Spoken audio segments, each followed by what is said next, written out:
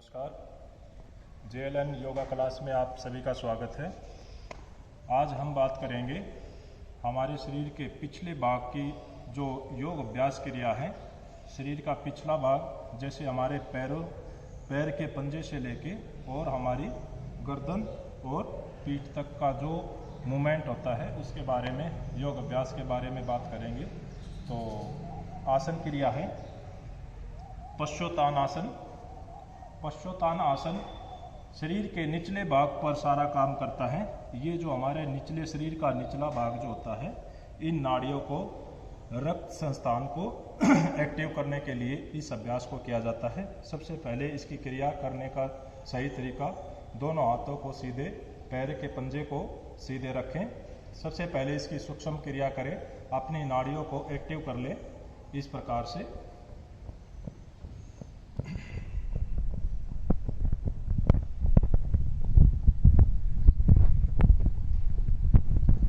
देखिए, शरीर के सबसे ज़्यादा जो हमारी वात बनती है, वायु बनती है, वो इन्हीं भागों में बनती है। सबसे पहले टखने से शुरू होती है, उसके बाद पिंडलियों में, पीछे वाले हिस्से में, उसके बाद थाइस में और धीरे धीरे धीरे धीरे कमर पर और गर्दन में। अब उसमें क्या, जहाँ भी वायु या वात हमारी रुकावट हो जाती है शरीर के अंदर, वहीं से हमारे शरीर के अंदर पेन रहना शुरू हो जाता है। तो लगभग 30 या 35 साल की उम्र के बाद जो है, ये बीमारियां हमारे को धीरे धीरे होना शुरू हो जाती हैं। तो इसके लिए पश्चोत्तान आसन सबसे बेहतरीन आसन है।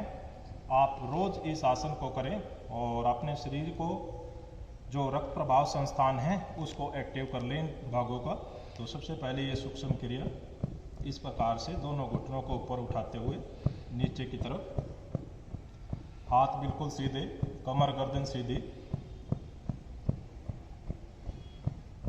इसके बाद अभ्यास करने का सही तरीका, ये जो सबसे पहले हमारा फर्स्ट दिन जब हम शुरू करते हैं, तो कोशिश करें अपने हाथों को श्वास भरते हुए, ऊपर से श्वास भरते हुए अपने हाथों को, इन दोनों अंगूठों को पकड़ने की कोशिश करें। इतना यहाँ पर दोनों अंगूठों को पकड़े और महसूस करें आपके शरीर में कहाँ पर, इस जगह पर बहुत ज़्यादा तनाव पैदा हो रहा है। ये हमारा जो रक्त प्रवाह संस्थान है, हमारी नाड़ियाँ जो हैं वो एक्टिव हो रही है। तो इस प्रकार से इनको अपनी ओर खींचने की कोशिश करें। वापस श्वास भरते हुए इस प्रकार से करें।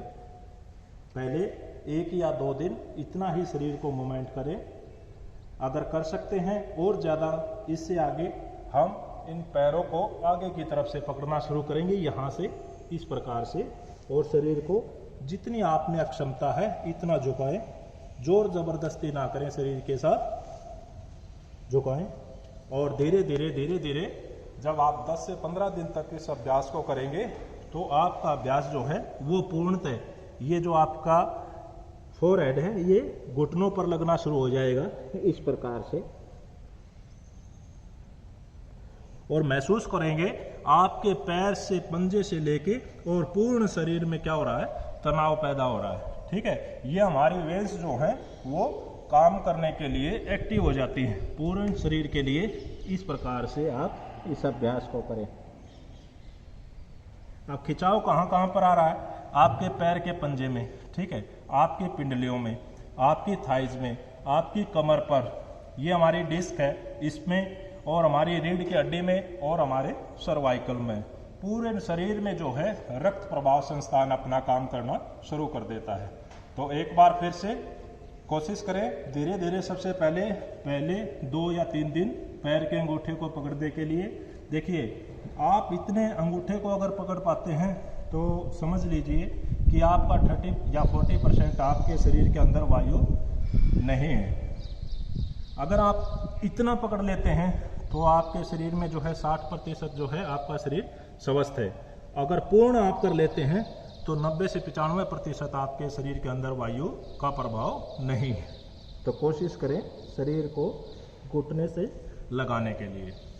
इसके बाद इसकी और क्रिया, जैसे हम एक पैर से इन अभ्यासों को करेंगे, तो एक पैर को हम वज्रासन में इस प्रकार से रखेंगे, मोड़ के, जैसे हमने वज्रासन में बैठते हैं इसी प्रकार से एक पैर को वज्रासन में और दूसरे पैर को खोला। तो एक पैर से करने के लिए एक पाद पश्चोत्तानासन, इसको भी इसी प्रकार से, सबसे पहले यहाँ से, उसके बाद हम धीरे धीरे इसको इस प्रकार से। ये केवल हमारे कहाँ तक काम करेगा, ये खाली पिंडलियों को और थाइस को यहाँ तक काम करता है। ये अर्ध हो गया आधा, ठीक है, वो हमने किया था पूर्ण, ये क्या है अर्ध, आधा। पहले आधा करने की कोशिश करें, फिर पूर्ण करने की कोशिश करें अपने घुटने को मिलाने की, इस प्रकार से ऐसे, फिर चेंज करके दूसरे पैर से इस प्रकार से दूसरे पैर को लीजिए और यहाँ पर घुटने पर अपना सिर लगाने की कोशिश करें। देखिए इस अभ्यास को सबसे पहले जो मातृशक्ति है, जो गर्भवती महिलाएं हैं, वो इस अभ्यास को ना करें। जिनके कमर में दर्द है, जिनको सर्वाइकल है, जिनको पीठ में किसी प्रकार की कोई प्रॉब्लम है, वो भी इस अभ्यास को ना करें।